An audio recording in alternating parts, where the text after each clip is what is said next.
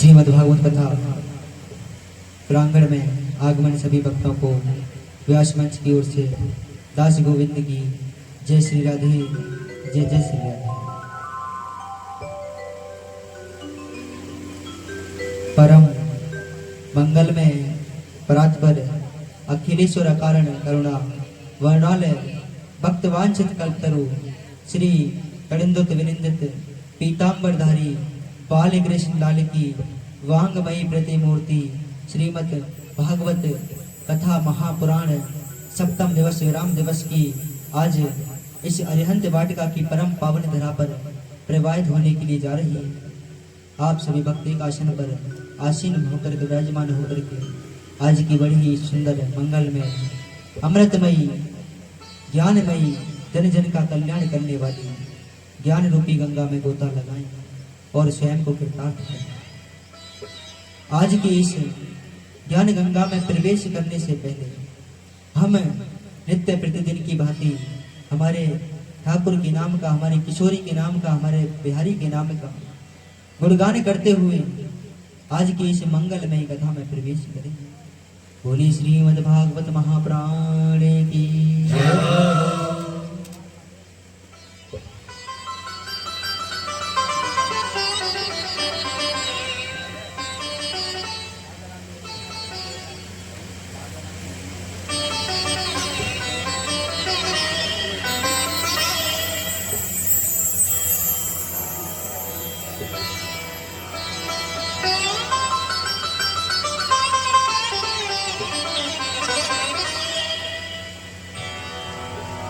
तो श्याम राधे कोई नहीं कहता और कहती राधे श्याम, और जन्म जन्म की भाग जगा दे एक राधा का नाम। और राधे रानी हमारे साथ फिक्र हमें पाएगी, राधे रानी हमारे साथ फिक्र हमें पाएगी।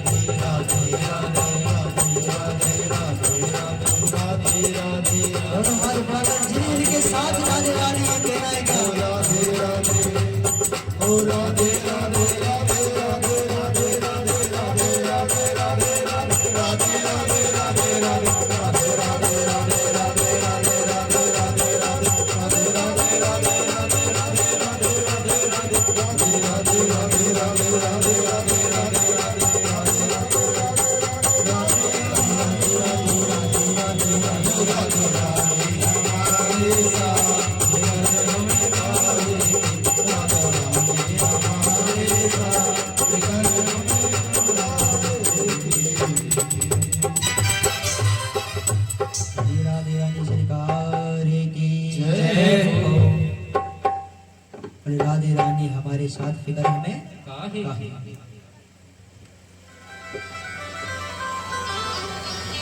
बोली श्रीमद् भागवत महापुराण की जय हो।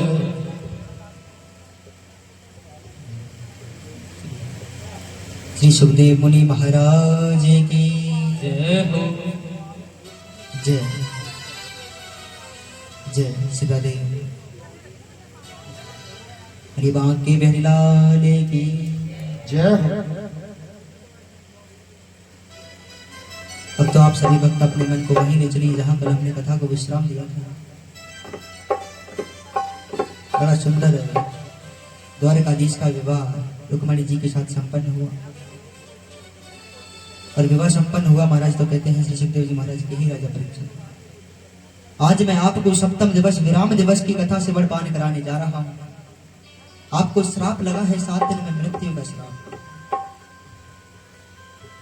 और वही तक्षक नामक सर्प आज आएगा और आपको आकर के डस लेगा महाराज। हे राजा परीक्षित, आज जो आपको श्राप लगा है वह पूर्ण होगा।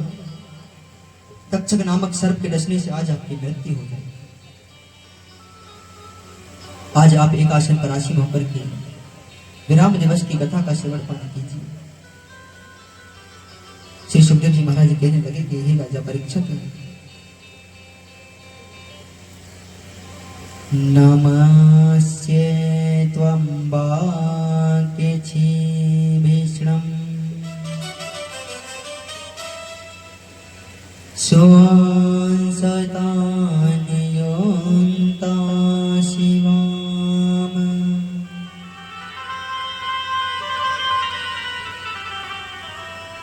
भूयाते पतिर्मे भगवान्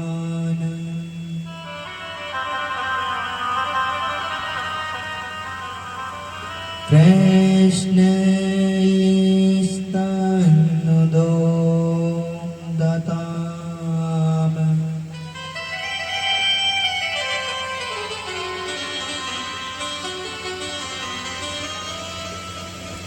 श्री सुखदेव जी महाराज कहते हैं कि राजा परीक्षित, या रुक्मणी जी को कन्हैया जी भगा करके लेके गए, अपने साथ रथ में बैठाया। पीछे पीछे शिशुपाल रुक्मी जा रहे हैं। महाराज बलराम जी के साथ युद्ध हुआ शिशुपाल रुक्मी का। रुक्मी को पकड़ लिया बलराम जी ने। रुक्मणी जी ने प्रार्थना की, बोले हे द्वारकाधीश, आप बलराम जी से कहिए कि हमारे भाई को मारे। बलराम जी ने रुक्मी को पकड़कर उसके आधे केशों का मुंडन कर दिया। महाराज श्री सुखदेव जी महाराज कहते हैं कि परीक्षित, यहाँ रुक्मणी जी को जब लेकर के गए महाराज, द्वारका में लेकर के गए, इधर राजा भीष्मक ने एक पत्र लिखा द्वारकाधीश के लिए। बोले हे द्वारकाधीश, आप हमारी कन्या हमको वापस दे करके जाइए, हम विधि विधान पूर्वक आपका विवाह रुक्मणी जी के साथ कराएंगे। वापस रुक्मणी जी को कुंदनपुर पहुंचाया गया। इधर कन्हैया जी अपनी बारात तैयार करके पहुंचे महाराज कुंदनपुर में, और बड़ा ही सुंदर कन्हैया जी का विवाह संस्कार हुआ। बोली द्वारिकाधीश की जय। अब तो महाराज कहते हैं श्री सुखदेव जी महाराज, विवाह हुआ, कन्हैया जी रुक्मणी जी को लेकर वापस लौट करके आए महाराज। और आगे चलकर जब समय व्यतीत हुआ महाराज, तो श्री सुखदेव जी महाराज कहते हैं कि परीक्षित, कामस्तु वासुदेवांसो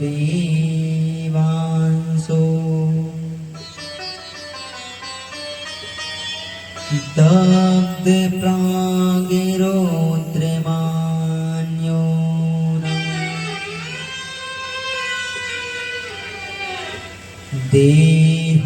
देहोपपत्ति भूय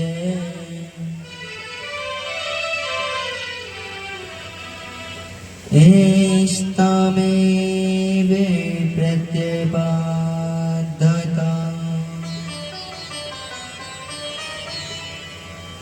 श्री सुखदेव जी महाराज कहने लगे राजा परीक्षित, आगे जब समय निकला महाराज, तो कहते हैं यहाँ पर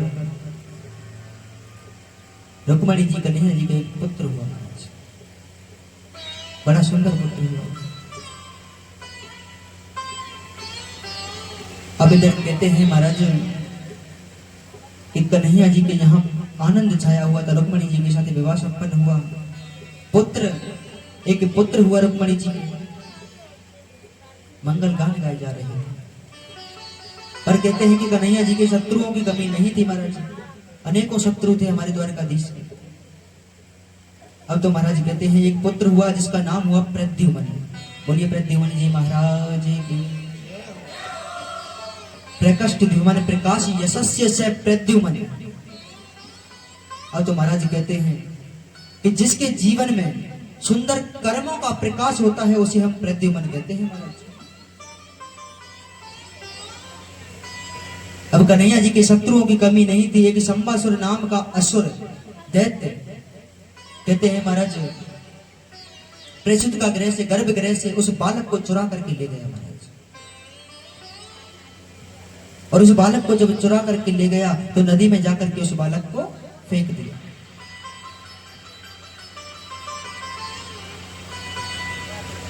उस बालक को नदी में जाकर के फेंक दिया और नदी में उस बालक को जब फेंका महाराज तो एक मछली ने उस बालक को निगल लिया। उस मछली को एक मछुआरे ने पकड़ा और कहां जाकर के ले गया उस मछली को? संबासुर दैत्य की राजधानी में, जहां पर विद्यावती एक नारी रसोईया का कार्य करती थी महाराज। एक नारी रसोईया का कार्य क्या करती थी महाराज। उस मछली को उस नारी के विद्यावती के पास पहुंचाया गया। विद्यावती ने उस मछली के पेट को चीरा तो उसके गर्भ में से वह बालक जीवित निकला। और जब उसके गर्भ में से वह बालक जीवित निकला महाराज तो विद्यावती उस बालक का लालन पालन पोषण करने लगी। धीरे धीरे धीरे जब वह बालक बड़ा हुआ तो विद्यावती उस बालक से घूंघट करने लगी महाराज। यह राजा परीक्षित कहने लगे, बोले हे सुखदेव जी महाराज, हे व्यास जी महाराज, हमारे एक बात समझ में नहीं आई कि उस बालक का पालन तो विद्यावती स्वयं करती थी, वह उसका बालक कहलाया, लेकिन वह विद्यावती उस बालक से घूंघट क्यों करने लगी महाराज? क्या ऐसी भी कोई माँ होती है जो अपने बालक से घूंघट करती है? यहाँ जो छोटा सा बालक था विद्यावती से पूछने लगा, बोले माँ, आप हमारी माँ होकर आप हमसे घूंघट क्यों करती?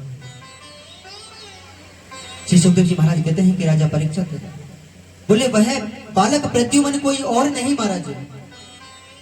कहते हैं कि एक बार कामदेव जी महाराज भोले बाबा की तपस्या को भंग करने के लिए गए थे महाराज। कामदेव भोले बाबा शंकर भगवान की तपस्या को भंग करने के लिए गए थे। भोले बाबा समाधि में लीन थे।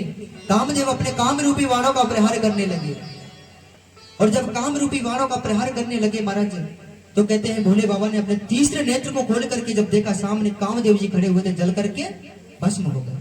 बोली शंकर भगवान की जय। जल करके भस्म हो गए। अब जब जल करके भस्म हुए तो महाराज कहते हैं श्री सुखदेव जी महाराज, जब से बेटी शरणयन उगारा मेरे खत कामे भयो जरि छारा। भोले बाबा ने अपने तीसरे नेत्र को खोल करके देखा, सामने कामदेव खड़े हुए जल करके भस्म। तो कामदेव की पत्नी थी विद्यावती मां। अब वही विद्यावती शंकर भगवान की भोले बाबा की भक्त चरणों में गिर गई। बोले हे भगवान, हमसे भूल हो गई हमारे पति से, आपकी तपस्या को भंग करना चाहा, मैंने आपकी बहुत सेवा की है बाबा। बोले हे नाथ, आप मुझे मेरा पति वापस लौटा दीजिए। प्रार्थना करने लगी, रोने लगी विद्यावती, रुदन करने लगी। शंकर भगवान भोले बाबा कहने लगे, बोले हे विद्यावती, बोले आप निश्चिंत हो जाइए। बोले आपके पति अभी तो वापस नहीं आ सकते, लेकिन द्वापर युग में जब भगवान श्री कृष्ण का अवतार होगा तो उनका विवाह होगा रुक्मणी जी के साथ। अब रुक्मणी जी कौन है? कोई और नहीं, स्वयं मां लक्ष्मी है रुक्मणी जी। लक्ष्मी जी का रूप है रुक्मणी जी। श्री सुखदेव जी महाराज कहते हैं कि परीक्षा अब तो यहां पर कहने लगी, बोले वह प्रद्युम्न कोई और नहीं, वही कामदेव है महाराज, जिनको भोले बाबा ने जला करके भस्म कर दिया और विद्यावती को वरदान दिया। बोले हे विद्यावती, आप जाइए, जाकर के संबासुर दैत्य के यहाँ रसोईया का कार्य कीजिए, आपके पति स्वयं चल करके वहां पर आ जाए। तो प्रद्युम्न का विद्यावती के पति है महाराज, स्वामी है। श्री सुखदेव जी महाराज कहते हैं कि परीक्षित है, यहाँ पर कामदेव ही प्रद्युम्न और प्रद्युम्न ही कामदेव है। जब कहने लगी, विद्यावती ने कहा, बोले आप हमारे स्वामी हो, इसलिए हम आपसे घूंघट करती हैं। बोले स्वामी? जब याद किया तो सब कुछ याद आ गया प्रद्युम्न जी महाराज। अब तो महाराज कहते हैं श्री सुखदेव जी महाराज, धीरे धीरे जब प्रद्युम्न जी बड़े हुए तो इधर द्वारका में नारद जी का आगमन हो गया। कहने लगे, बोले हे द्वारकाधीश, बोले हे भगवान, आप तो सब कुछ जानने वाले हैं, अब समय आ चुका है, अपने पुत्र को वापस लेकर के आ जाइए, अपने पुत्र को वापस लेकर के आइए। तो कन्हैया जी ने महाराज कहते हैं प्रद्युम्न जी को एक पत्र लिखा। पत्र जब पढ़ा प्रद्युम्न जी ने तो कहते हैं उस पत्र को पढ़ करके संबासुर दैत्य के साथ युद्ध किया महाराज, और संबासुर दैत्य के साथ युद्ध किया महाराज। तो कहते हैं श्री सुखदेव जी महाराज, संबासुर दैत्य की पराजय हुई, उनको मुक्ति प्रदान कराई। बोलिए प्रद्युम्न जी महाराज की जय हो। अपने साथ प्रद्युम्न जी विद्यावती अपनी पत्नी को लेकर के द्वारका में आए महाराज। अब जब प्रद्युम्न द्वारका में लौट करके आए तो भगवान के 16,107 विवाह और हो गए। कितना समय बीत गया कि जब प्रद्युम्न जी लौट करके आए तो भगवान के 16,107 विवाह और हो गए। क्योंकि एक विवाह पहले हो चुका था, 16,107 और हो गए। कितने विवाह हुए? 16,108। अब तो महाराज कहते हैं, राजा परीक्षित कहने लगे, बोले हे व्यास जी महाराज, बोले भगवान के 16,108 विवाह हुए? बोले हाँ। बोले आप हमें भगवान के विवाह की कथा विस्तार से सुनाइए, किस प्रकार से भगवान के विवाह हुए। श्री सुखदेव जी महाराज कहने लगे व्यास जी महाराज के परीक्षित, बोले भगवान का दूसरा जो विवाह हुआ वह एक पशु की कन्या के साथ हुआ, एक जानवर की कन्या के साथ हुआ। परीक्षित जी महाराज कहने लगे, बोले एक पशु की कन्या के साथ भगवान का विवाह, बोले ऐसा कैसे संभव है व्यास जी महाराज। कहने लगे, बोले भगवान कदापि किसी में भेद नहीं समझते, भगवान किसी में भेद नहीं समझते। राजा परीक्षित कहने लगे, बोले हे व्यास जी महाराज, सुखदेव मुनि महाराज, बोले हमारी बहुत इच्छा जागृत हो रही है, आप हमें बताइए कि भगवान का दूसरा विवाह किस प्रकार से हुआ। बोले आप हमें बताइए भगवान का दूसरा विवाह किस प्रकार से हुआ। श्री सुखदेव जी महाराज कहने लगे, परीक्षित कहने लगे, बोले एक बार एक राजा थे महाराज प्रसेन। अब तो महाराज कहते हैं एक राजा थे प्रसेन, सत्राधिक नाम के राजा थे महाराज, उनके भाई थे प्रसेन, बड़े ही महान प्रतापी राजा थे सत्राधिक राजा। उनकी एक पत्नी थी, एक पुत्री थी सत्यभामा। अब तो कहते हैं कि सत्राधिक राजा जो थे उनके पास एक मणि थी महाराज, उस मणि का नाम था स्मंतक मणि, समयंतक मणि। उस मणि को अपने गले में टांग कर सत्राधिक राजा कहीं भी जाते मणि को साथ लेकर के जाते। अब तो महाराज कहते हैं कि उस मणि का कार्य था, अगर उसकी नित्य प्रतिदिन अगर 10 घंटे अगर पूजा की जाए रोजाना, तो वह 8 बार सोना उगलती थी, सोना निकालती थी महाराज। सोना यानी स्वर्ण, गोल्ड। 8 बार सोना निकालती, 8 बार यानी 2 क्विंटल सोना, प्रतिदिन 2 क्विंटल सोना निकालती थी। अब एक दिन सत्राधिक राजा उस स्मंतक मणि को पहन करके भगवान द्वारकाधीश की सभा में चले गए। और जब सभा में पहुंचे तो बार बार उस मणि को कभी इधर करते कभी इधर करते, उसको संभालते महाराज। अब देखिए कहते हैं कि हमारे पास कोई अगर महंगी सी वस्तु होती है तो हम प्रयास करते हैं बार बार उसको लोगों को दिखाने का, कोई इसको देखे और हमारी प्रशंसा करे। और देखिए ये आदत है ना माताओं में ज्यादा पाई जाती है। कहूँ शादी ब्याह में जाएंगी ना, हमारी मैया ऐसे बढ़िया सज धज के, कोई 2, 4, 5, 10 हजार की साड़ी पहन के, गहने पहन के बढ़िया से और कोई महंगो सो हार पहन के ना तो बार बार जो ही लग रही, कबू यूं करे कबू यूं करे, कोई सामने देखे और हमारी प्रशंसा करे कि बोले मलूक लग रही है, अच्छी लग रही है साहब। देखो माताओं में अधिक पाई जाती है आदत, और कोई ने प्रशंसा करी तो अच्छी बात, और कोई ने एक बुराई सी कर दी ना तो जो समझियो बातें बड़ो दुश्मन ना है कोई बात को फिर यो कमल भैया, मेरे दुश्मन ना है कोई बातें बड़ो, फिर तो कहीं भी जाएंगे ना चर्चा बात फलानी ऐसी है, ए वो तो ऐसे करे, और ने प्रशंसा कर दी, बोले भाभी बहुत मलूक लग रही है बहन तू तो, फिर तो बा के समान कोई परम सहेली और ना, ऐसी गहरी मित्रता है कि एक एक भेद बताए जाएंगे फिर तुम्हारे। देखिए होती पुरुषों में भी आदत, पुरुषों के पास कोई महंगी सी अगर वस्तु होगी वो भी प्रयास करते हैं बार बार दिखाने का, कोई देखे प्रशंसा करे, पर पुरुषों में कम होती है, माताओं में थोड़ी अधिक होती है महाराज।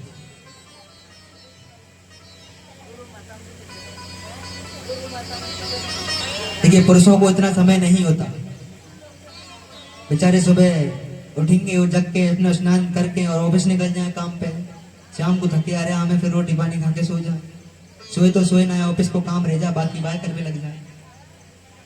अब माताओं का कार्य अपने घर के कार्य से फ्री हुई महाराज, जैसे संध्या का समय हुआ घर के बाहर आकर बैठ जाएंगे, एक चबूतरा सो बनो रहे घर के बाहर, वहां बैठ जाए आके, तो 5-7 सहेली को ग्रुप रहे, अब 5-7 सहेली में चर्चा का हो, 7 सहेली को ग्रुप अगर होगो ना तो हम गलती थे एक ना आई तो बाकी थे झिक्के बुराई होगी, हत्ते ज्यादा महाराज, एक की खूब बुराई होगी झिक्के, अगले दिन दूसरी ना आई दूसरी की बुराई होगी, अगले दिन तीसरी नहीं आई तीसरी की बुराई होगी, पतो सबको है कि हमारी बुराई होगी आज हम ना गए, पर कहबे कि ये कोई नहीं।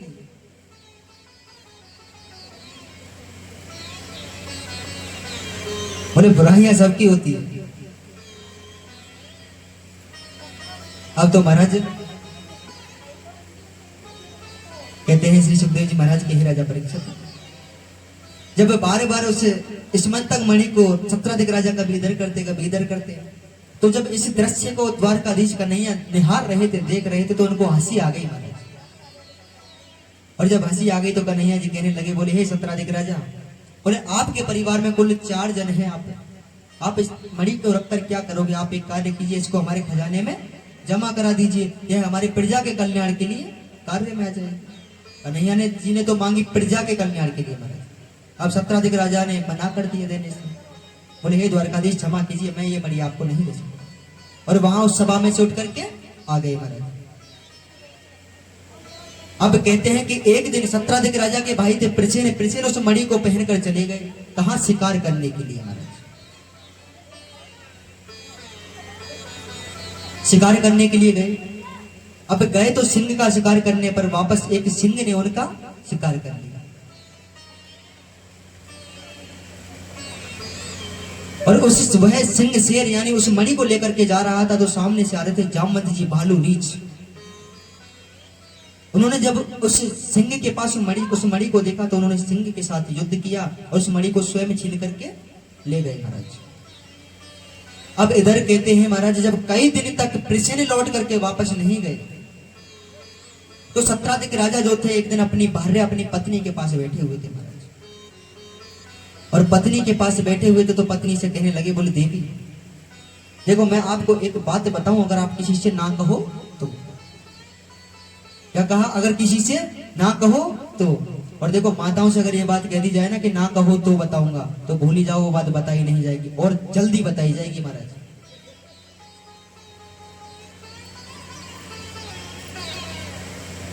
और जल्दी बताई जाएगी। अब उनकी पत्नी कहने लगी, बोले स्वामी आप जानो हो, आप मेरे स्वामी हो, पति परमेश्वर हो, आपकी बात में कहूं बाहर जाके कही, अब तक कहिए, चाहे पूरे जगत में ढिंडोरा पीट जाएंगे, बोले अब तक कहिए। बोले देवी देखो बता तो रहा हूं पर किसी से कहना मत। तो सत्राधिक राजा ने कहा, बोले हमको लगता है, क्या कहा, हमको लगता है कि द्वारका के राजा द्वारकाधीश ने हमारे छोटे भाई प्रसेन को मणि के लोभ में मरवा दिया है। क्या कहा, लगता है, और कह दिया कि यह बात किसी से कहना मत। अब जो उनकी पत्नी थी 1 दिन 2 दिन तो उस बात को ऐसे संभाल कर रखा महाराज, बड़े ही सम्मान से बोले हाँ किसी को बतानी नहीं है महाराज। लेकिन जब 2 4 5 दिन जब बीत गए तो वह उछाल मारने लगी पेट में बात।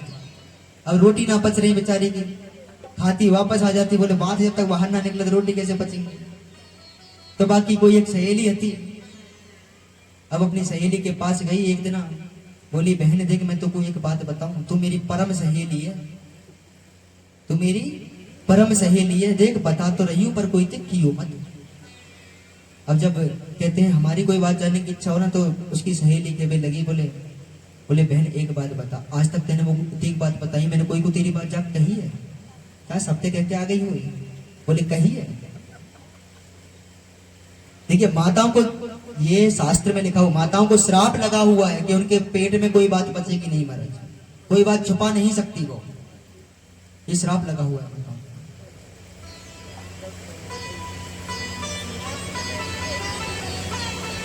अब तो महाराज कहते हैं श्री सुखदेव जी महाराज के ही राजा परीक्षित हैं, जब कहा अपनी सहेली से, परम सहेली से, तो परम सहेली चली महाराज। सत्राधिक राजा ने तो कहा था कि हमको लगता है, अब जो उनकी पत्नी थी, पत्नी कहने लगी, बोले हमारे पति ने कहा है कि हमारे छोटे देवर प्रसेन को, बोले हमारे देवर प्रसेन को द्वारका के राजा द्वारकाधीश ने मरवा दिया है महाराज। अब सत्राधिक राजा को तो लगता था उनकी पत्नी ने मरवा दिया, इतनी सी बात थी, इतनी बड़ी हुई। अब धीरे धीरे कहते हैं कि मित्रों के भी परम मित्र होते हैं महाराज, जरूरी नहीं कि आपका कोई अगर परम मित्र है तो आप भी उसके परम मित्र हो, जरूरी नहीं है, उसका कोई और भी हो सकता है। जब उसने अपनी सहेली से कही तो उसकी भी कोई परम सहेली थी, उसने उससे जाके कह दी महाराज। अब धीरे धीरे बात आग की तरह फैलने लगी।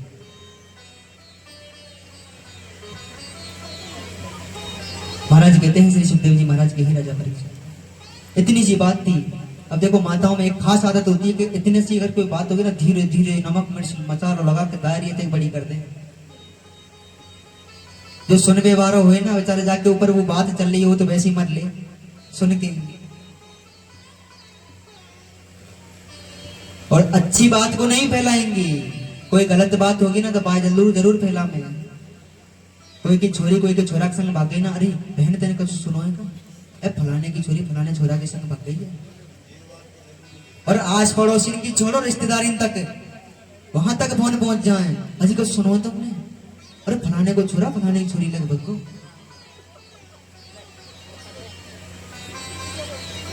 और कहूं कीर्तन भजन सत्संग चल रहे हो ना, बाकी ना केंगे कोई थे ना, तो मां खुद जाएंगे और ना केंगे हम कोई थे।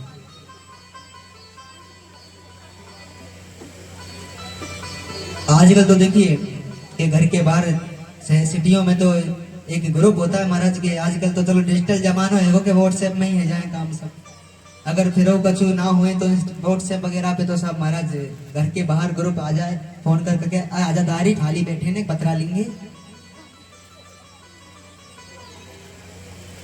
फिर वही बुराई करने को काम शुरू महाराज। देखो बुराई तो सबकी होंगी,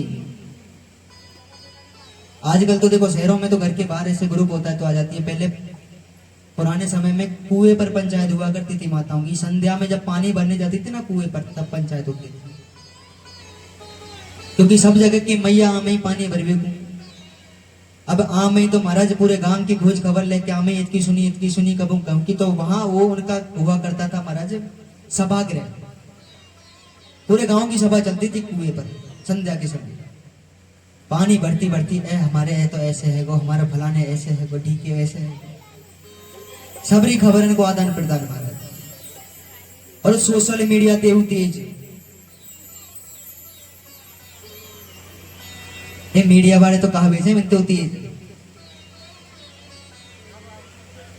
और रास्ता में जाती है पहले तो कुआ पे पंचायत कर लेंगे खूब सहेली थे। और मान लो रास्ता में अगर झेगर लेके जा रही है पानी की, और सामने तो कोई सहेली आ रही है पानी लेवे का जे कुआ को, तो 2 घंटा बैठ खड़ी है के बतरांगी वजन नहीं लगेगा, भरी झेगर थी नेक वजन नहीं लगेगा, जो पतो ही ना पड़ेगी रखो सर पे कछु। देखो हंसने वाली बात नहीं, सत्य बात है, अनुभव से कह रहा हूं, देखा हुआ है मेरा।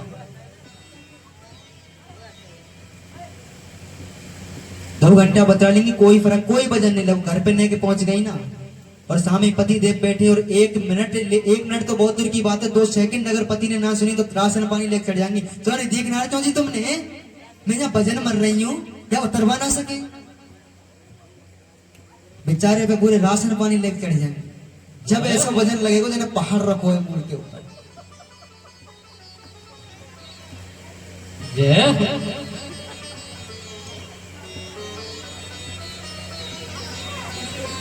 अब तो महाराज देखिए, जो कह रहा हूं ना सत्य बात है। अब तो कुएं रहे नहीं, इसलिए खबरों का आदान प्रदान मोबाइल के डिजिटल हो गया ना जमाना, इसलिए फोन से हो जाता है महाराज।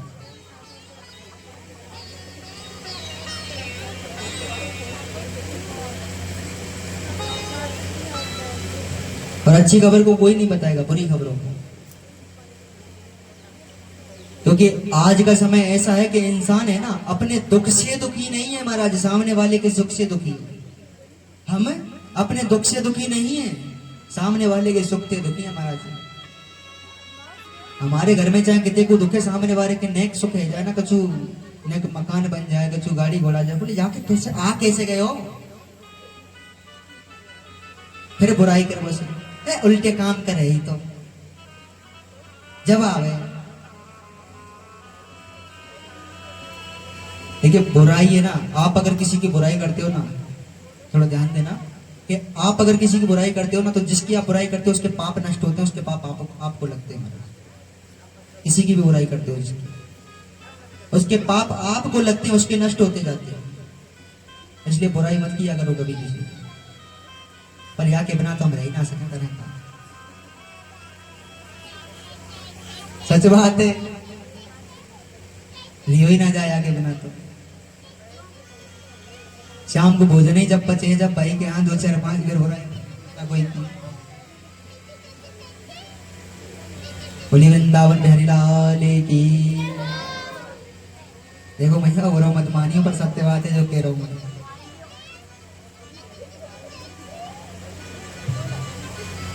राधे रानी सरकार की। अब तो महाराज देखिए वापस कथा पर आते हैं हम, क्या कथा से थोड़ा बाहर चले गए, इस संसार के सत्य में चले गए, थोड़ा वापस कथा पर आ जाते हैं। श्री सुखदेव जी महाराज कहते हैं कि परीक्षित, अब यह बात जब फैली महाराज तो द्वारकाधीश, द्वारका के राजा द्वारकाधीश तक पहुंची, कन्हैया जी तक। कन्हैया जी ने विचार किया, बोले मुझे तो उस मणि के बारे में पता तक नहीं, और मेरे ऊपर कलंक लग गया कि प्रसिन्न को मारने का। गर्गाचार्य ऋषि आ गए, गर्गाचार्य ऋषि ने कहा, बोले हे द्वारकाधीश, यह हम क्या सुन रहे हैं, आपने मणि के लोभ में प्रसिन्न को मरवा दिया। द्वारकाधीश कहने लगे, बोले हे गुरुजी, हे गुरु महाराज, हम बोले मरवाना तो दूर की बात, हमको तो पता नहीं कि वह मणि है कहाँ।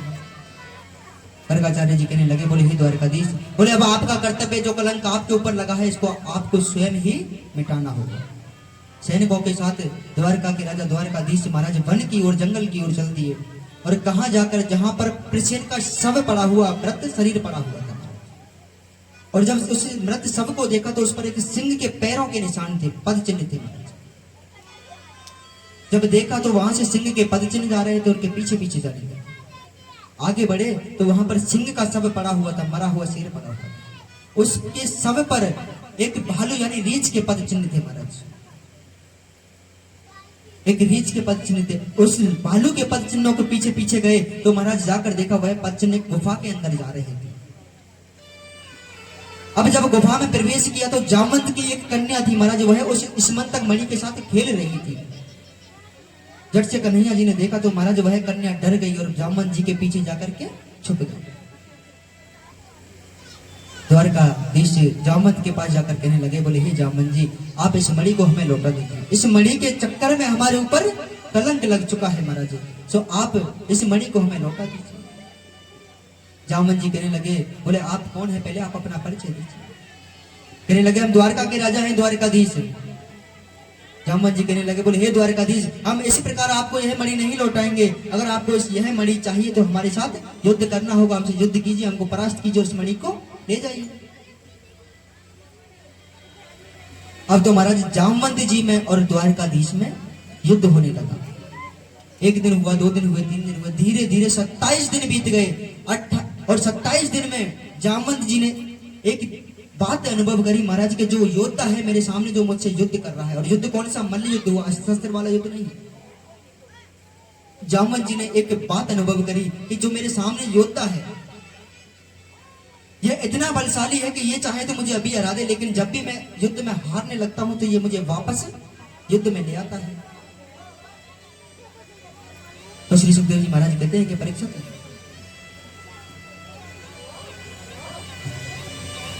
यहां पर जब 28वां दिन हुआ और युद्ध चल रहा था तो जामवंत जी की नजर भगवान के वक्ष स्थल पर यानी छाती पर पड़ी महाराज। भगवान के वक्ष स्थल पर भृगु मुनि का पद चिन्ह पड़ा हुआ था, क्योंकि एक बार भृगु मुनि ने भगवान की लात मारी थी तो पद चिन्ह छपा हुआ था। जब उस पद चिन्ह पर नजर पड़ी तो जामवंत जी को याद आ गया, बोले यह तो कोई और नहीं मेरे प्रभु श्री राम है। चरणों में गिर गए, बोले हे भगवान आप मुझे क्षमा कर दीजिए, मैं आपको पहचान नहीं पाया, मैंने आपके साथ युद्ध किया। भगवान ने कहा, बोले द्वारकाधीश कहने लगे, बोले हे जामवंत आप चिंतित मत होइए, बोले आपकी किसी प्रकार की कोई गलती नहीं है महाराज, क्योंकि भगवान ने जामवंत जी को श्री राम जी ने वरदान दिया था। तब जब त्रेता युग में भगवान ने लंका पर विजय प्राप्त कर ली महाराज, सभी रावण इत्यादि सभी भाइयों को मार गिराया, तो सारी वानर सेना खुश थी महाराज, प्रसन्न थी कि हम युद्ध जीत चुके हैं। एक जामवंत जी थे जो अकेले खड़े हुए थे और दुखी थे महाराज। तो राम जी महाराज उनके पास गए, जाकर कहने लगे, बोले हे जामवंत, बोले सारी वानर सेना प्रसन्न है, खुश है, एक आप अकेले दुखी हो, उसका क्या कारण है? तब जामवंत जी ने कहा, बोले प्रभु आपकी सेना में तो हम भी थे, आपकी सेना में जितने वानर थे सबने आप युद्ध किया, लेकिन एक हम रह गए जिन्होंने आपकी सेना में युद्ध नहीं किया महाराज, इसलिए हम दुखी हैं। क्योंकि जामवंत जैसा बलशाली योद्धा रावण की सेना में कोई नहीं था महाराज, जामवंत जैसा बलशाली योद्धा कोई नहीं था। तब राम जी ने वरदान दिया था, बोले हे जामवंत आप चिंतित मत होइए, अभी समय है त्रेता, जब द्वापर में मेरा कृष्ण द्वारकाधीश के रूप में अवतार लूंगा तब मैं स्वयं आपके साथ युद्ध करूंगा महाराज। तो वही वरदान आज सफल हुआ महाराज, भगवान द्वारकाधीश ने युद्ध किया जामवंत के साथ।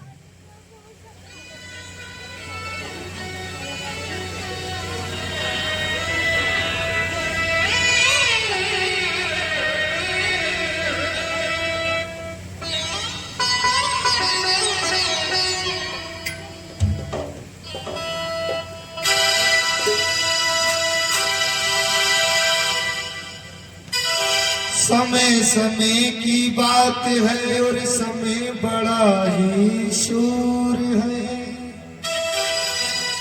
और समय से बच कर रहना भैया, समय से सब मजबूर है।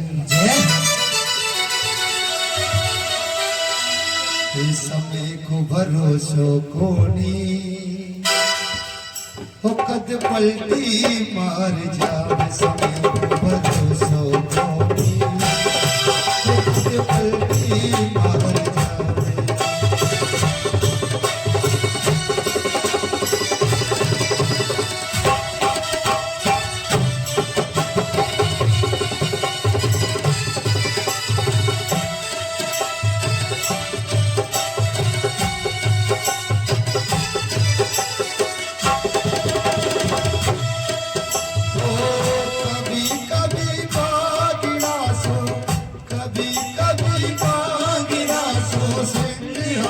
जावे, समय को भरोसो कोनी, समय को भरोसो कोनी, कद पलटी मार जावे, समय को भरोसो कोनी, कद पलटी मार जावे।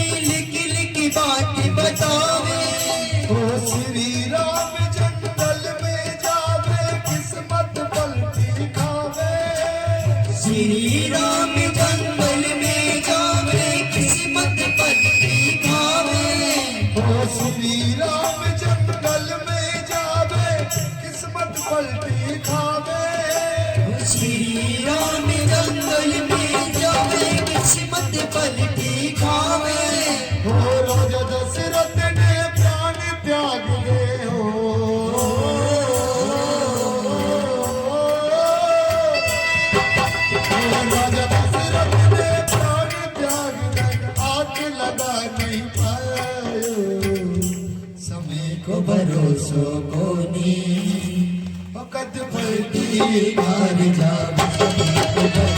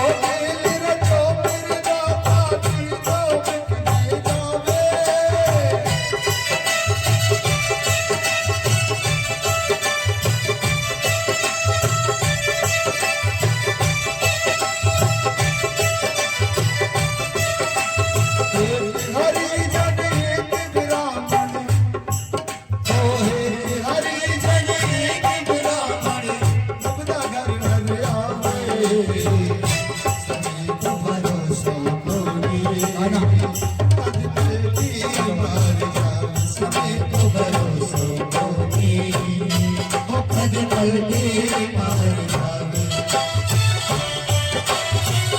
सभी को भरोसो कोनी कभी कभी कागड़ा शू सिंह हार जावे हो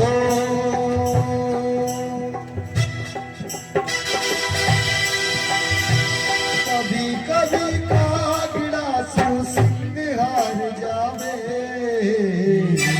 समय को भरोसो कोई कद पलटे हार जावे सभी को भरोसो कोई कद पलटे हार जावे सभी को भरोसो कोई कद पलटे हार जावे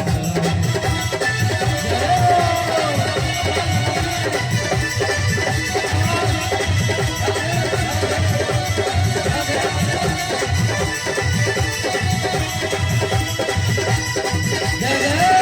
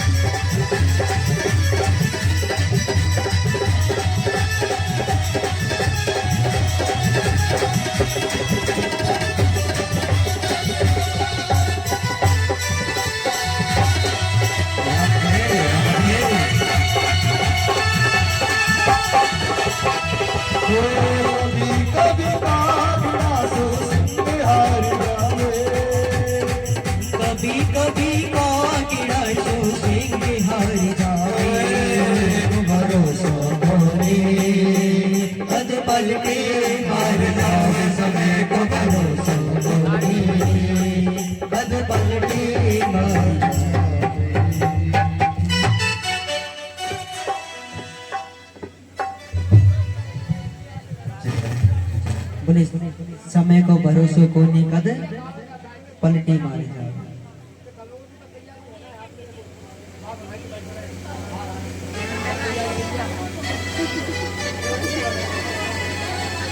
इस समय समय की बात श्री सुखदेव जी महाराज कहने लगे कि हे राजा परीक्षित,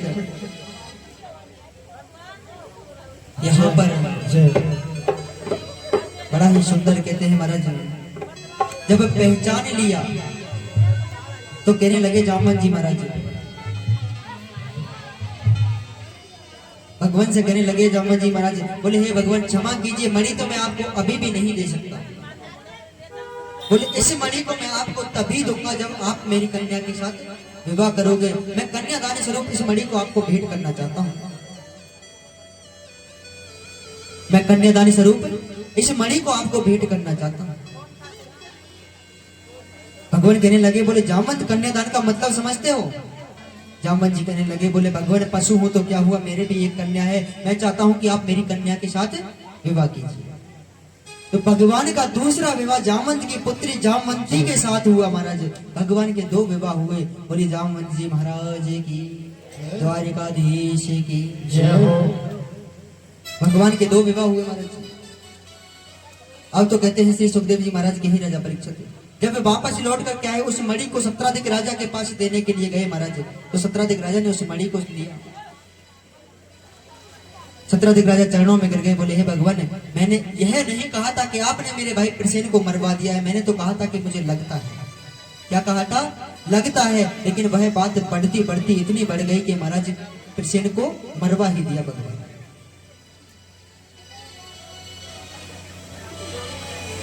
अब तो महाराज कहते हैं श्री सुखदेव जी महाराज के परीक्षा, यहां पर भगवान कहने लगे, बोले हे सत्राधिक, मैंने आपको क्षमा किया। सत्राधिक राजा कहने लगे, बोले भगवान ऐसे नहीं मानूंगा आपने क्षमा किया, आपको मेरी कन्या के साथ विवाह करना होगा, मैं तब मानूंगा कि आपने मुझे क्षमा किया। तो सत्राधिक राजा की कन्या थी सत्यभामा। भगवान का तीसरा विवाह सत्यभामा के साथ हुआ। बोलिए द्वारिकाधीश की। अब तो महाराज कहते हैं श्री सुखदेव जी महाराज के एक दिन अर्जुन को रथ में बैठा करके महाराज द्वारकाधीश कहते हैं वन में विचरण करने के लिए गए। नदी के किनारे, यमुना के किनारे जब पहुंचे तो वहां पर एक परम सुंदरी नारी तप कर रही थी महाराज। भगवान रथ में विराजमान थे। अर्जुन विचरण करने के लिए गए, नदी के किनारे जाकर के देखा, और नदी के किनारे जब जाकर के देखा महाराज, तो श्री सुखदेव जी महाराज कहते हैं कि परीक्षित, वहां पर एक परम सुंदरी नारी, परम सुंदरी कन्या तप कर रही थी। अर्जुन ने पूछा, बोले अहो सुंदरी, बोले आप कौन हो और आप यहाँ इस नदी के किनारे इस वन में क्या कर रहे हैं? वह कन्या कहने लगी, बोले अहम कालिंदी अस्ति, बोले मैं कालिंदी यमुना हूं। बोले महाराज सूर्य की पुत्री यमराज की बहन कौन हूं? कालिंदी यमुना। बोले द्वारका के राजा द्वारकाधीश कन्हैया को वर पाने के लिए मैं तप कर रही हूं यहाँ पर। अर्जुन ने सुना, बोले कन्हैया द्वारकाधीश को वर पाने के लिए तप कर रही हो। जट से यमुना का हाथ पकड़ा कालिंदी का और कहा भगवान द्वारकाधीश के पास ले गए। भगवान के हाथों में यमुना का हाथ दिया और स्वयं वेद मंत्रों का उच्चारण किया। महाराज भगवान का चौथा विवाह यमुना के साथ हुआ। बोले द्वारकाधीश की, यमुना महारानी की। देखिए कहते हैं कि पहले आया सतयुग। पहले क्या आया? सतयुग। सतयुग के बाद आना क्या चाहिए था? पहले दो आता है या तीन? एक के बाद दो आता है या तीन? दो आना चाहिए था द्वापर, और आया त्रेता।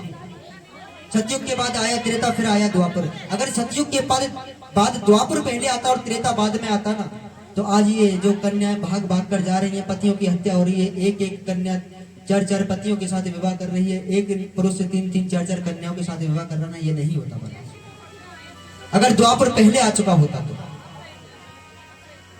त्रेता बाद में आता तो ये नहीं होता। सब मर्यादा पुरुषोत्तम होते महाराज, सब मर्यादित रहते।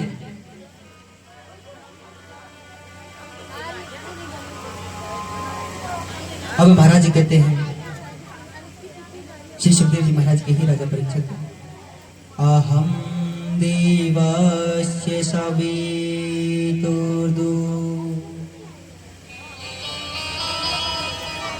हेता पातिमेक्षति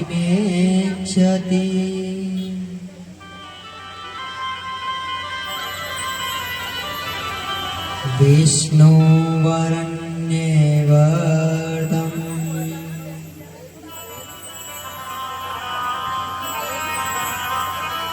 तपे परम माये स्थिता। श्री सुखदेव जी महाराज कहते हैं कि भगवान के 4 विवाह हुए महाराज। अब कहते हैं कि विंद और अरविंद नाम के 2 भाई थे, दोनों की एक परम लाडली बहन थी मित्रविंदा। तो भगवान का अगला विवाह हुआ मित्रविंदा के साथ। बोली द्वारकाधीश की भगवान के 5 विवाह हुए। अब तो कहते हैं महाराज एक नगनजीत नाम के राजा थे, बड़े ही बलशाली राजा।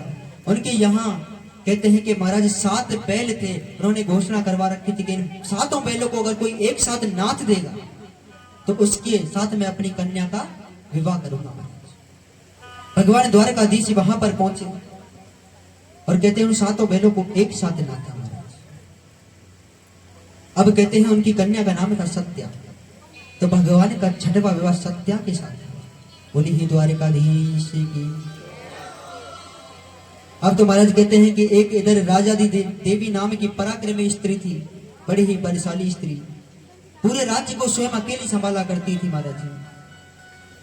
और कहते हैं कि उसकी एक पुत्री थी जिसका नाम था भद्रा। तो भगवान का 7वां विवाह भद्रा के साथ हुआ। द्वारकाधीश की। इधर मध्य देश के राजा थे महाराज, एक बड़े ही बलशाली राजा, बड़े ही महान राजा थे। उनकी एक बिटिया थी, एक कन्या थी जिसका नाम था लक्षणा। क्या नाम था? लक्षणा।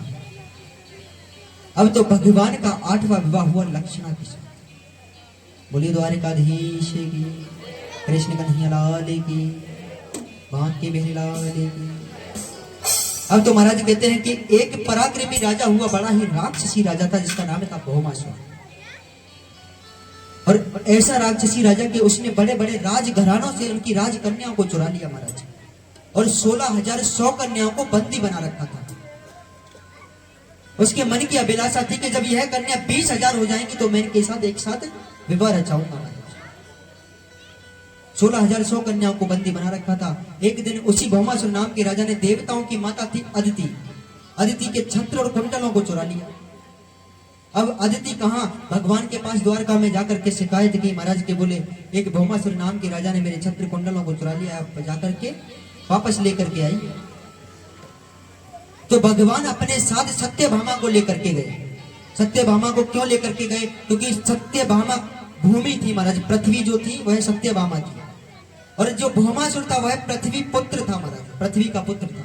और उसको वरदान था कि जब तक उसकी मां 3 बार नहीं कहेगी ना तब तक भगवान उसको नहीं मारेगा। इसलिए सत्यभामा को साथ में लेकर के गए। आकाश मार्ग से जा रहे थे रथ में बैठ करके, तो वह 16,100 कन्या पुकार रही थी। बोले हे भगवान, बोले हे द्वारकाधीश, आप आकर के हमारी रक्षा कीजिए। तो सत्यभामा ने इस आवाज को सुना और कहने लगी, बोले स्वामी रथ को रोकिए, कोई आपको पुकार रहा है। बोले स्वामी रथ को रोकिए, कोई आपको पुकार रहा है। भगवान ने रथ को रोका। कहने लगे, बोले स्वामी आपको कोई पुकार रहा है। भगवान कहने लगे, बोले हे देवी, यह 16,100 कन्या है, भौमासुर नाम के राजा ने बंदी बना रखा है इनको। एक साथ 20,000 जब हो जाएंगी तो एक साथ विवाह रचाएगा महाराज।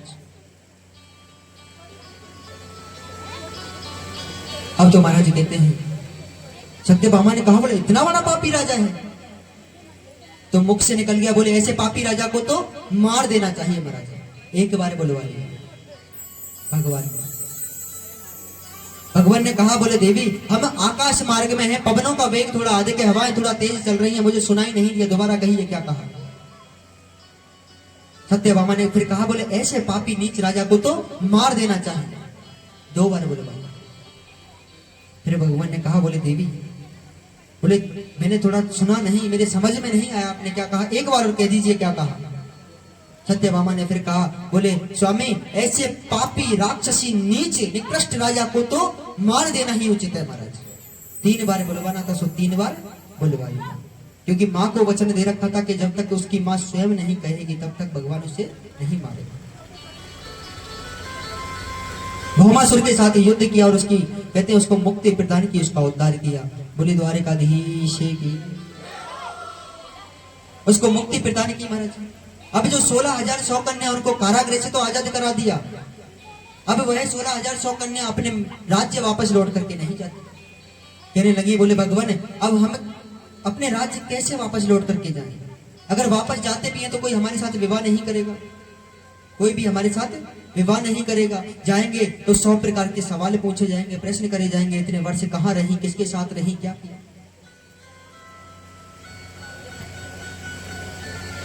बोले स्वामी भगवान बोले अब हम वापस नहीं जाएंगे।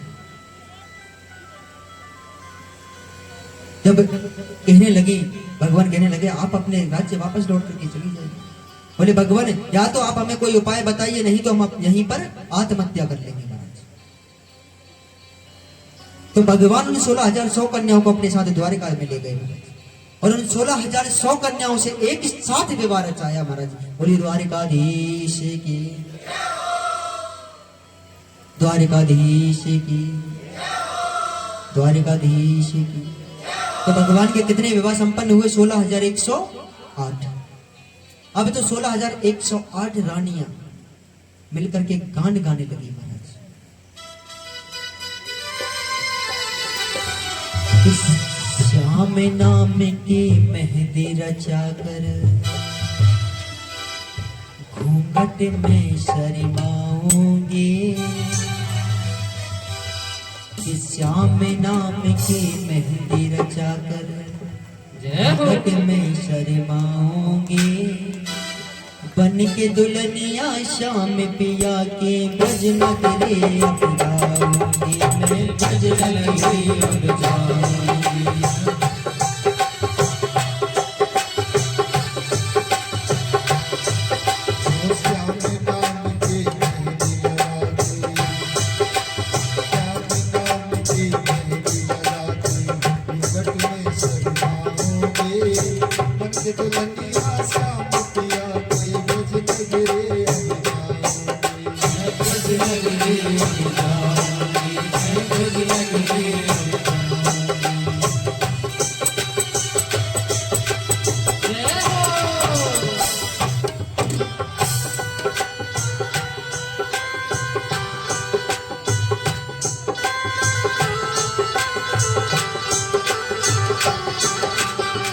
जय जय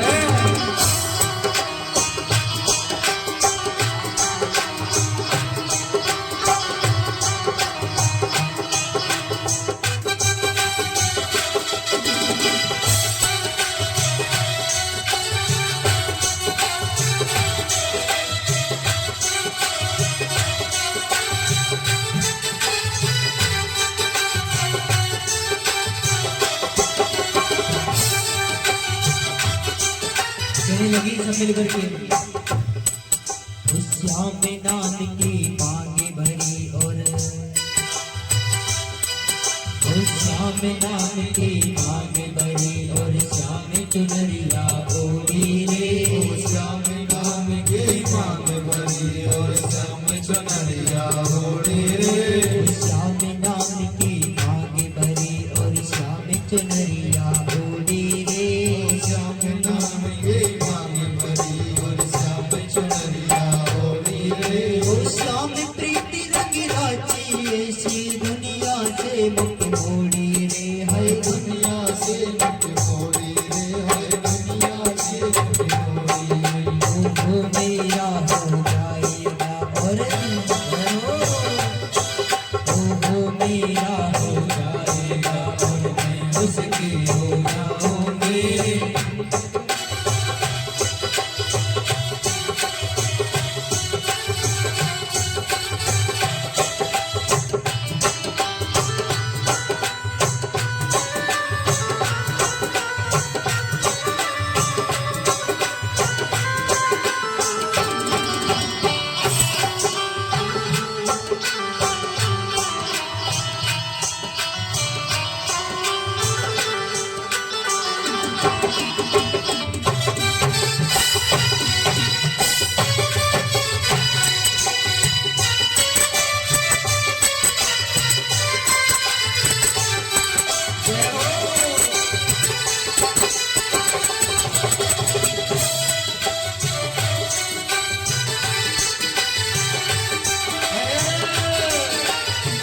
कहने लगे हो गैया चराने हो जाएंगे, गैया चराने हो जाएंगे, मैं उनके संग जाऊंगी, गैया चराने हो जाएंगे, मैं उनके संग जाऊंगी। गैया चराने हो जाएंगे, मैं उनके संग जाऊंगी, गैया चराने हो जाएंगे, मैं उनके संग जाऊंगी। शाम बजाएंगे बंसी और मैं नाचूंगी गाऊंगी, मैं नाचूंगी गाऊंगी, मैं नाचूंगी गाऊंगी।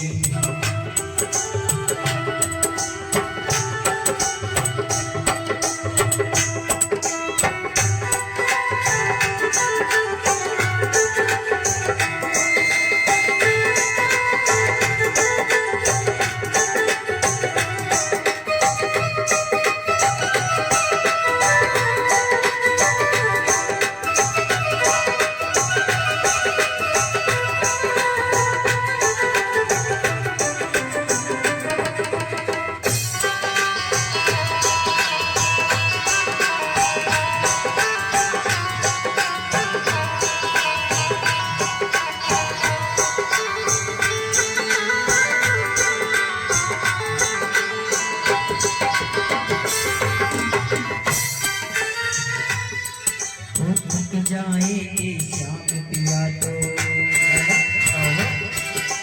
थक जाएंगे श्याम पिया तो उनके चरण दबाओगे, थक जाएंगे श्याम पिया तो उनके चरण दबाओगे। थक जाएंगे श्याम पिया तो उनके चरण दबाओगे, थक जाएंगे श्याम पिया तो उनके चरण दबाओगे।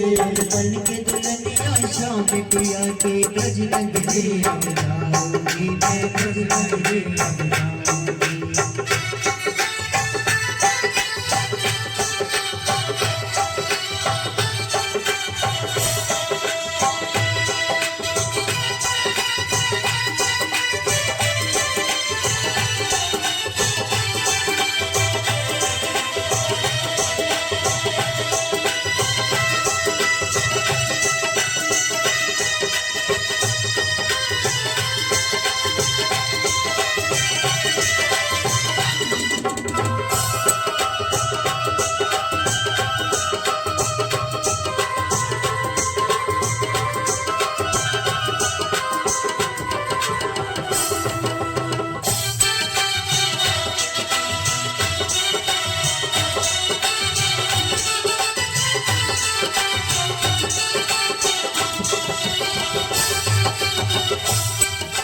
कहने लगे ओ सूरज रंग चढ़ा मेहंदी का,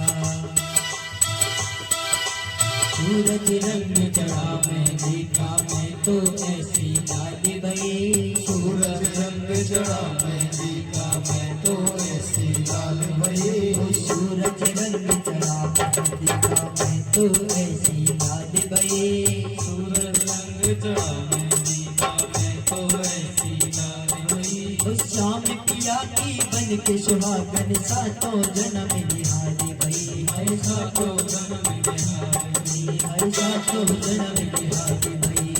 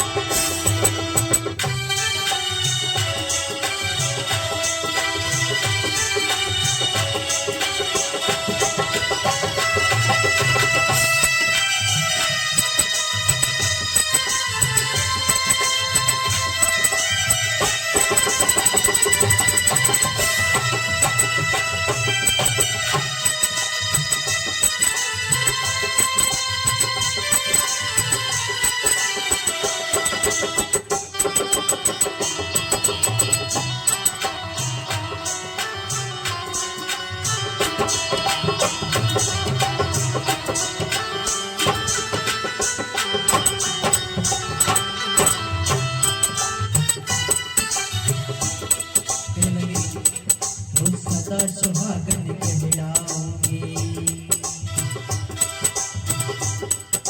सदा सुहागन कहलाऊंगी, जीवन सफल बनाऊंगी, सदा सुहागन कहलाऊंगी, जीवन सफल बनाऊंगी, सदा सुहागन कहलाऊंगी, जीवन सफल बनाऊंगी, सदा सुहागन कहलाऊंगी, जीवन सफल बनाऊंगी।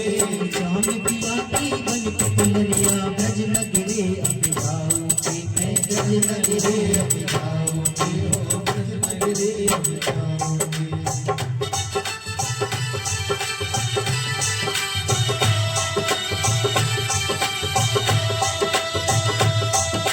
श्याम नाम की मेहंदी रचा कर घूंघट में शर्माऊंगी,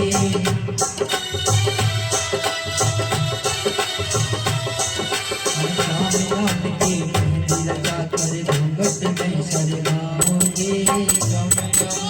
मेहंदी रचा कर घूंघट में शर्माऊंगी, बन के दुल्हनिया श्याम पिया के ब्रज नगरे अब जाऊंगी, मैं ब्रज नगरे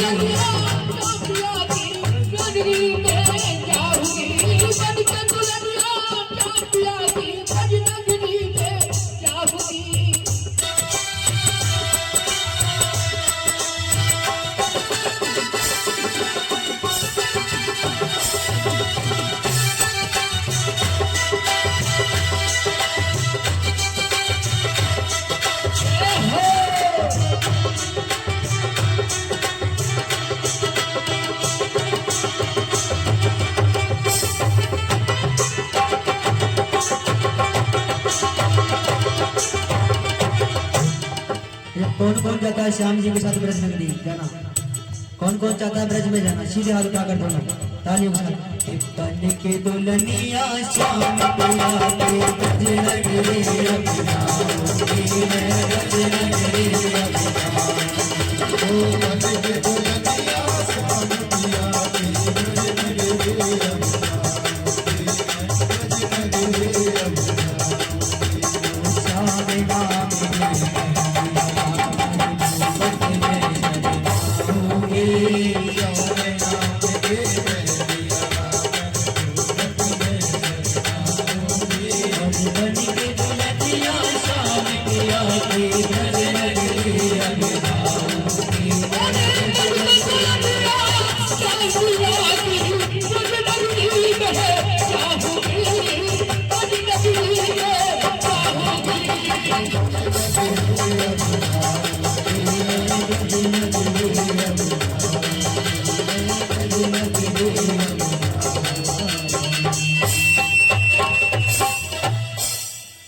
बोली श्याम सुंदर भगवान की जय ब्रज गोप ग्वाल वालन की श्री राम वृंदावन की राज की समस्त भक्त मंडल की राधे रानी सरकार की श्रीमद् भागवत महापुराण की गौ माता की पृथ्वी माता की सत्य सनातन धर्म की बांकी बिहारी लाल की जय जय श्री राधे, जय जय श्री राधे, जय जय श्री राधे श्याम। श्री सुखदेव जी महाराज कहने लगे कि हे राजा परीक्षित, यहाँ पर भगवान के कितने विवाह संपन्न हुए? कितने हुए? 16,108। देखिए, एक हमने सोशल मीडिया पे एक वीडियो देखी थी, उसमें एक व्यक्ति था, तो वो कह रहा था कि बोले भगवान ने इतनी सारी रानियां थी भगवान की, बोले मैं भी 2-4-5 विवाह तो कर ही सकता हूँ। तो हमने मन में विचार करो पहले, बोले एक तो पाल ले ढंग से, 2-4-5 तो जब करियो, बोले एक तो रख ले ढंग से पहले। और कहाँ बराबरी कर रहे हैं भगवान? अरे भगवान 16,108 विवाह किए थे भगवान ने, पर प्रत्येक समय एक ही समय पर हर एक रानी के साथ होते थे भगवान। 16,108 रानी थी, सबके साथ एक समय पर होते थे। बोली वृंदावन बिहारी लाल की जय हो। अब तो महाराज कहते हैं श्री सुखदेव जी महाराज के ही राजा परीक्षित, यहाँ पर भगवान के 16,108 विवाह हुए। इधर जो प्रद्युम्न थे, प्रद्युम्न का विवाह हुआ महाराज, और प्रद्युम्न का विवाह हुआ तो उनके प्रद्युम्न के पुत्र हुए अनिरुद्ध जी महाराज। बोलिए अनिरुद्ध जी महाराज की। अब तो महाराज कहते हैं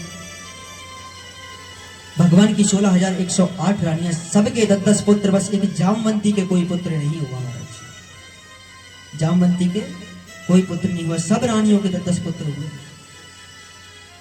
अब जो जामवंती थी तो महाराज कहते हैं जामवंती ने और भगवान ने भोले बाबा की आराधना की, माता पार्वती की आराधना। तो माता पार्वती और भोले बाबा दोनों एक बन करके महाराज कहते हैं जामवंती के गर्भ में आए और एक पुत्र का जन्म हुआ जिसका नाम हुआ सांब। क्या नाम हुआ? सांब। बोलिए सांब भगवान की। सांब जो है कोई और नहीं, माता पार्वती भोले बाबा का रूप है महाराज। इसलिए एक मंत्र है कि सांब सदाशिव, सांब सदाशिव। जैसे किसी ने अगर गुरु नहीं बनाया हो ना तो वो इस मंत्र का उच्चारण कर सकते हैं, बोले सांब सदाशिव, सांब सदाशिव। क्योंकि गुरु बनाते हैं तो गुरु मंत्र अवश्य मिलता है, उसका तो हमको स्मरण करना ही करना। अगर किसी ने नहीं बनाया तो यह मंत्र सबके लिए, इसका स्मरण सब कर सकते हो, सांब सदाशिव।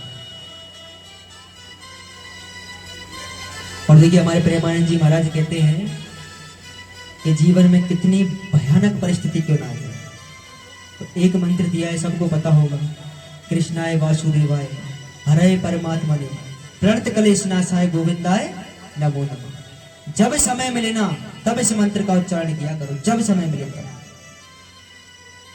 जीवन में संकटों से दूर रहोगे महाराज। कहते हैं इधर प्रद्युम्न जी के पुत्र हुए अनिरुद्ध जी महाराज। अब अनिरुद्ध को कहते हैं कि वाणासुर नाम के दैत्य ने चुरा लिया, क्योंकि वाणासुर की पुत्री थी उषा। उषा ने अनिरुद्ध को स्वप्न में देखा और इच्छा जताई कि मैं अनिरुद्ध के साथ विवाह करना चाहती हूँ। तो भगवान जब अनिरुद्ध को लेने के लिए गए तो वाणासुर को वरदान था कि जब वाणासुर का किसी के साथ भी अगर युद्ध होगा तो भोले बाबा वाणासुर का साथ देने के लिए अवश्य आएंगे महाराज। अब भगवान युद्ध करने लगे वाणासुर के साथ, इधर से भोले बाबा आ गए। अब भोले बाबा के तो भगवान शंकर के तो प्रभु हैं, भगवान तो वो तो युद्ध कर नहीं सकते महाराज। तो द्वारकाधीश से कहने लगे भगवान से, बोले हे भगवान, बोले आप कहाँ इन युद्धों के चक्कर में पड़ते हो, आप तो एक कार्य कीजिए, अपने आपका जो पौत्र है अनिरुद्ध उसका विवाह आप इनकी पुत्री उषा के साथ करा दीजिए। तो अनिरुद्ध का विवाह उषा के साथ हुआ महाराज। बोलिए अनिरुद्ध जी महाराज की। अब कहते हैं कि आज जो भगवान के पुत्र हैं प्रद्युम्न, उनकी आयु 50 वर्ष है, पौत्र हैं उनकी आयु 25 वर्ष है, और स्वयं जो भगवान द्वारकाधीश हैं, द्वारका के राजा, उनकी आयु आज भी मात्र 15 वर्ष है महाराज। क्योंकि 15 वर्ष से अधिक भगवान की आयु नहीं बढ़ी, क्योंकि आयु उनकी बढ़ती है जो जन्म लेते हैं। भगवान तो अजन्मा है, प्रकट होते हैं, अवतार लेते हैं महाराज। 15 वर्ष से अधिक उनकी आयु नहीं बढ़ी। बोली द्वारकाधीश की। अब कहते हैं कि इसी बात का फायदा उठाया एक पौंड्रक नाम के राजा ने। एक पौंड्रक नाम का राजा हुआ, उसने काशी नरेश से पूछा, बोले यह सारी प्रजा जो है, सारा संसार द्वारकाधीश की पूजा करता है, जय जय गान करता है, बोले ऐसा क्या है द्वारकाधीश? तो काशी नरेश ने कह दिया, बोले उसकी 4 भुजाएं हैं, सुदर्शन चक्र धारण किए हुए महाराज। पौंड्रक ने कहा बस इतनी सी बात है। पौंड्रक में 2 भुजाएं थी, 2 भुजाएं और लगवा ली महाराज। एक सुदर्शन धारण कर लिया, एक चक्र धारण कर लिया। अब तो महाराज बटन दबाता चक्र चल जाता। 2 भुजाएं लकड़ी की और लगवा ली, मृग कस्तूरी सर्वांग शरीर से लगा ली अपने, जो थोड़ा सांवला हो गया। अब तो सारी प्रजा से कहने लगा, बोले आज से आप मेरी पूजा करोगे, मैं ही तुम्हारा भगवान हूं महाराज। सबसे कह दिया, बोले आज से तुम मेरी पूजा करोगे, जय पौंड्रक वासुदेवा स्वामी, जय पौंड्रक वासुदेवा। अब इधर कहते हैं महाराज जो प्रजा थी पौंड्रक से दुखी होकर के भगवान को एक पत्र लिखा महाराज। बोले हे भगवान, आप आकर के हमारी रक्षा कीजिए, यह पौंड्रक हमको आपकी सेवा पूजा नहीं करने देता, यह महाराज स्वयं की पूजा करवाता है। तब भगवान अपने साथ उद्धव को लेकर के आए महाराज। उद्धव को जब लेकर के आए भगवान तो पौंड्रक के साथ युद्ध किया। उसकी दो भुजाएं तो थी महाराज, दो लकड़ी की भुजाएं पकड़ी उखाड़ करते हैं। दो भुजाएं जो असली थी महाराज वह भी उखाड़ करते हैं। सुदर्शन चक्र से शीश धड़ से अलग कर दिया। बोली द्वारकाधीश की उद्धार किया पौंड्रक का महाराज। क्योंकि कहते हैं ना अहम ही नारायण दास, क्योंकि कहते हैं कि भगवान बनने में वो आनंद कहां जो भगवान का दास बनने में, जो भगवान का दास बनने में है महाराज। भगवान बनने में वो आनंद नहीं है। पर इस कलयुग का जीव है ना स्वयं को भगवान से ऊपर समझता है। क्योंकि कहीं भी चले जाओ, कोई धर्म का कार्य अगर इत्यादि कुछ चल रहा होगा ना, आरंभ होने वाला होगा, तो वहां पर साथ देने वाले तो कम मिलेंगे, लेकिन ऐसे ज्यादा मिल जाएंगे। बोले महाराज हमसे तो पूछी नहीं, हमसे तो पूछते कथा करनी है ना करनी। बहुत सी जगह हमने देखा है।